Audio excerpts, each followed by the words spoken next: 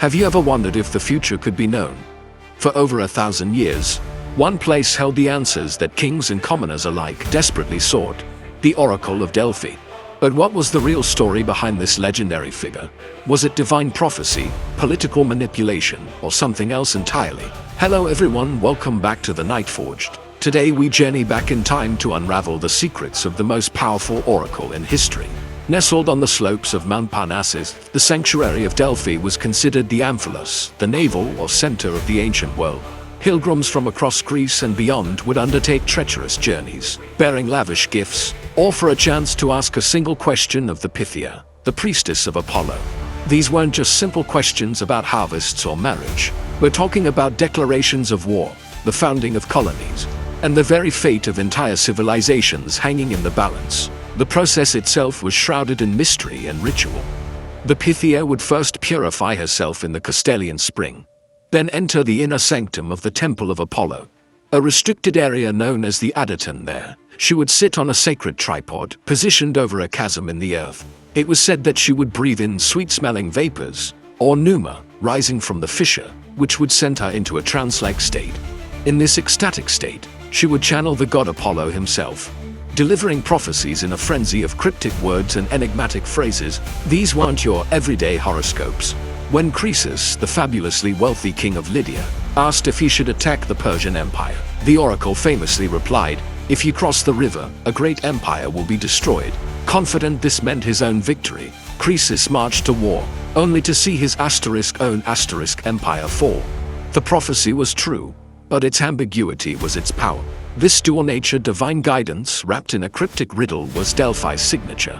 It forced leaders to think critically, to weigh their options, and ultimately, to take responsibility for their own interpretations and actions. The oracle didn't just tell the future, it shaped the decision-making process of the ancient world's most powerful people. This brings us to a crucial question. How did Delphi gain and maintain such immense influence?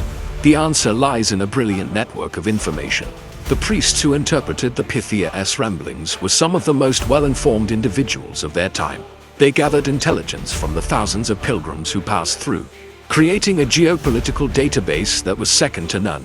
Was the Pythia truly channeling a god, or were the priests using their vast knowledge to craft politically astute, yet safely ambiguous, advice? Many scholars today believe it was a masterful combination of both genuine religious fervor and shrewd political pragmatism.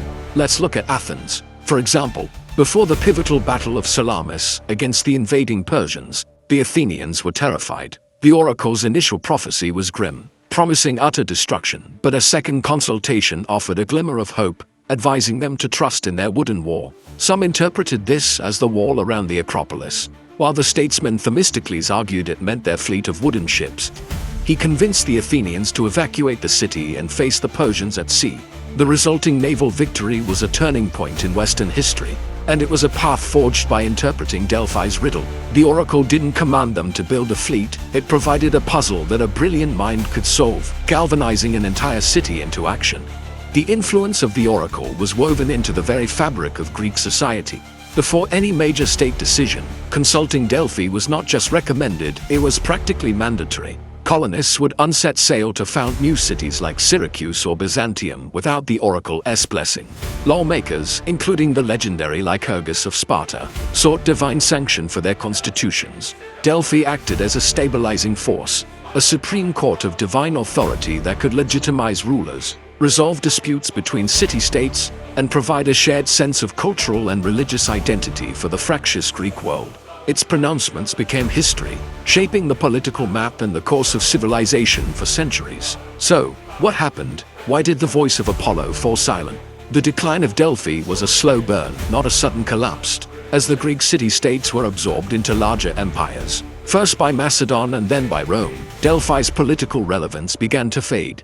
New centers of power emerged, and leaders no longer felt the need to make the pilgrimage for guidance. The rise of Christianity was the final blow.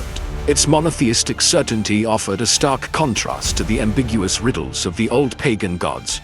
In 391 AD, the Christian emperor Theodosius I ordered the closure of all pagan temples, and the eternal flame at Delphi was extinguished for good. The chasm was sealed, the temple fell to ruin, and the prophecies were lost to the mists of time.